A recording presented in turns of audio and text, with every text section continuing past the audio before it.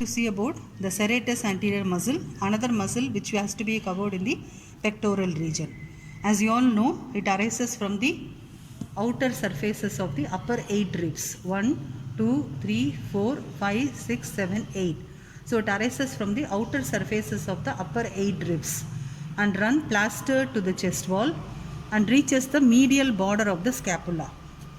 The scapula has got a medial border and a lateral border. The medial border has got a posterior surface and an anterior surface. This is also called as costal surface. So the serratus anterior will run beneath the scapula and it gets inserted into the medial border of the anterior surface of the medial border of the scapula. Now to the specimen. This is the sides of the thoracic chest wall where you can see the ribs and you can see the digitations of serratus anterior arising from the ribs. So this is the first digitation, second, third, 4, 5, 6, 7 and 8 digitations. So the upper 2 digitations will be inserted in the superior angle of the scapula. The next 2 digitations, that is arising from the third and the fourth rib, will be inserted along the entire medial border of the scapula up to the inferior angle. That is what you are seeing here. First 2 digitations go to the superior angle of the scapula. Next 2 digitations will spread across the entire medial border of the scapula. The last 4 or 5 digitations, 1, 2, 3, 4 and 5. These 5 digitations are inserted on the inferior angle of the scapula. So first 2 along the superior angle, next 2 along the entire rest of the medial border, and the last 4 or 5 digitations, that is here there are 5, 1, 2, 3, 4, 5. They are inserted on the inferior angle of the scapula. So first 4 digitations, protraction of scapula, last 4 or 5 digitations, lateral rotation of scapula. Another important action of this muscle is, since it is inserted along the anterior surface of medial border of the scapula, it always keeps the scapula plastered to the posterior chest wall, whatever may be the movement of the limb. Now the limb is in hyperabduction, still you can see the scapula is plastered to the chest wall. That is because of the action of this muscle.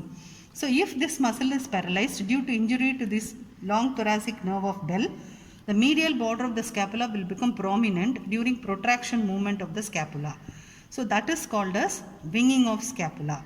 So serratus anterior muscle, first 2 digitations, next 2 digitations, last 4 or 5 digitations.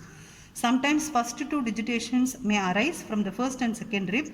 From the third digitation onwards, it arises from the corresponding rib. That is third digitation from the third rib, fourth from the fourth, fifth from the fifth, 6, 7, 8 from the corresponding outer surfaces of the ribs.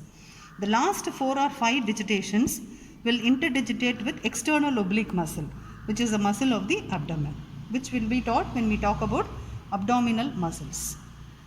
This muscle is supplied by long thoracic nerve of Bell. This is one of the branch from the root of brachial plexus with the root value of C5, C6 and C7. As you can see, this nerve will be plastered to the side of the muscle. The C5 fibers running along the long thoracic nerve will supply the first 2 digitations inserted in the superior angle of the scapula. The C6 branch running along the long thoracic nerve will supply the next 2 digitations inserted along the rest of the medial border of the scapula. The last 4 or 5 digitations which are inserted in the inferior angle will be supplied by C7 nerves running along the long thoracic nerve of Bell. So if this nerve is injured during some surgical procedure in the axilla, this will lead to paralysis of the muscle. So this is long thoracic nerve of Bell arising from the root C5, C6, C7 of brachial plexus supplying serratus anterior muscle.